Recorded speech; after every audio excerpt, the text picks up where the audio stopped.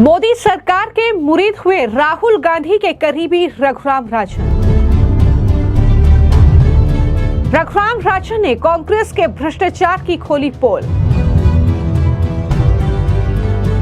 बैंकों के एनपीए के लिए यूपीए के भ्रष्टाचार जिम्मेदार रघुराम राजन। रघुराम राजन ने माना अरुण जेटली ने बैंकिंग सिस्टम को सुधारा। कांग्रेस नेता राहुल गांधी के करीबी आरबीआई के पूर्व गवर्नर रघुराम राजन का अचानक हृदय परिवर्तन हो गया है। जो कल तक कांग्रेस की तारीफ कर रहे थे, आज वो अचानक कांग्रेस के भ्रष्टाचार की पोल खोल रहे हैं। तो वहीं बीजेपी और मोदी सरकार की वो जमकर सराहना कर रहे हैं। दरअसल हाल ही में एक इंटरव्यू के दौरान आरबीआई के पूर्व गवर्नर रघुराम राजन ने मोदी सरकार की बैंकिंग सुधार नीतियों की भरपूर प्रशंसा की है। उन्होंने यूपीए में करप्शन को देश के बैंकिंग सिस्टम में बैड लोन बढ़ाने का जिम्मेदार ठहराया है। इतना ही नहीं, रघुराम राजन ने अरुण जेटली की तारीफ करते हुए ये कहा कि उन्होंने एनपीए की रोकथाम के लिए जरूरी कदम उठाने के लिए मुझे हरी झंडी दी थी और ये कहा था कि आगे बढ़ो। तो इस तरीके से रघुराम राजन आरबीआई के पूर्व गवर्नर रह चुके हैं और मैं आपको जानकारी दे दूं कि राहुल गांधी के बेहद करीबी माने जाते हैं। जिस तरीके से राहुल गांधी के साथ उनका इंटरव्यू हो, चाहे वो भारत छोड़ो यात्रा में कदम से कदम मिलाकर चलने की बात हो राहुल गांधी के साथ, लेकिन अचानक रघुराम राजन ने द प्रिंट को जो ये इंटरव्यू दिया है, इसके बाद दरअसल कई सवाल उठ रहे हैं कि रघुराम राजन की आखिर मंशा क्या है। और इतना ही नहीं, बीजेपी ने तो सवाल पूछ लिए हैं कि अगर रघुराम राजन ये कह रहे हैं कि जो एनपीए बढ़ा है उसके लिए अगर यूपीए के भ्रष्टाचार जिम्मेदार हैं, तो ये भ्रष्टाचार किसने किया है उसका नाम भी वो उजागर करें।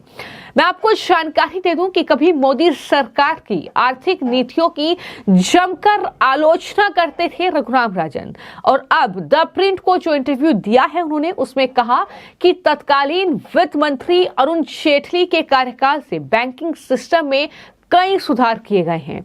यानी वो खुलकर मोदी सरकार की तारीफ कर रहे हैं।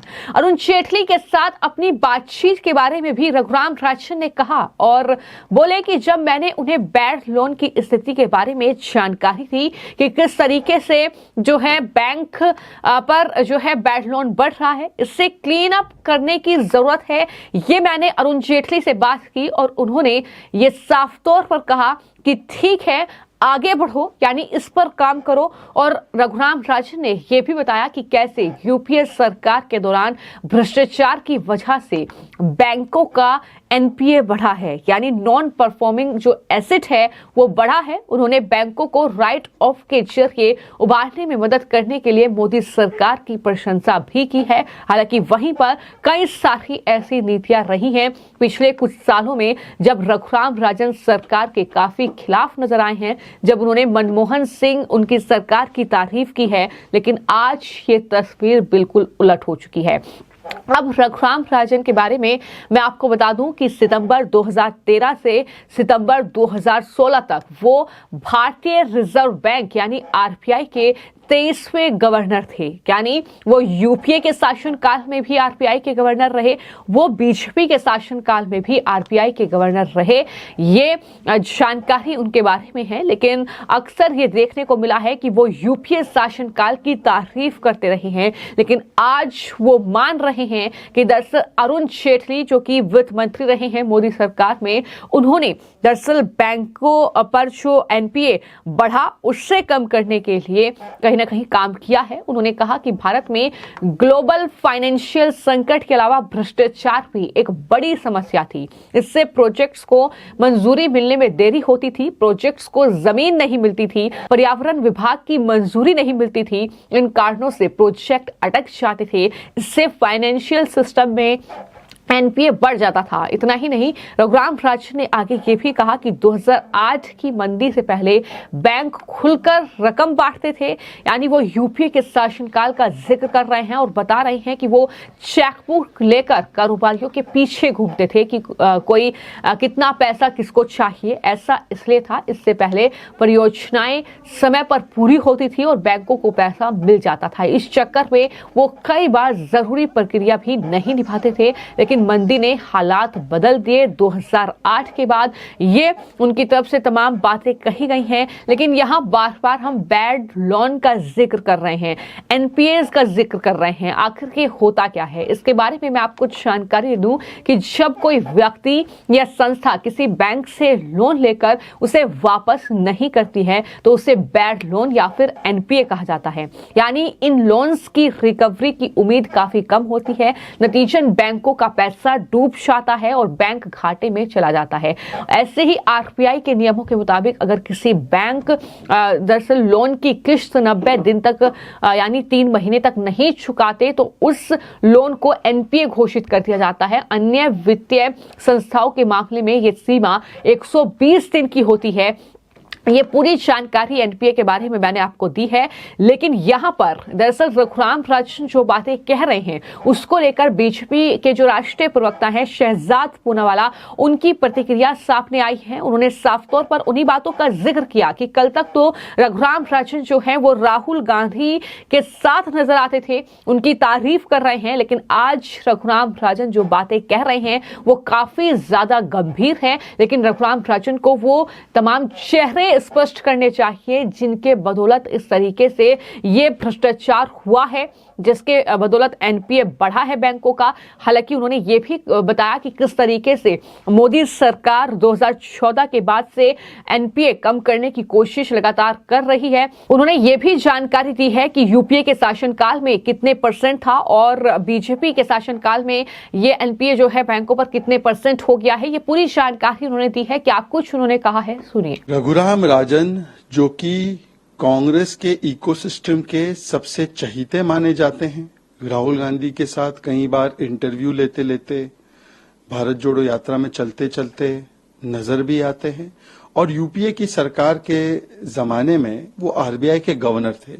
उन्होंने बहुत बड़ा खुलासा किया है। उन्होंने कहा कि कांग्रेस पार्टी, यूपीए की सरकार भ्रष्टाचार में इतनी लीन थी कि बैंकों के सारे कर्ज जो बढ़े, जो एनपीए हुए, जो बैड लोन्स हुए, वो सब कांग्रेस के भ्रष्टाचार की देन है।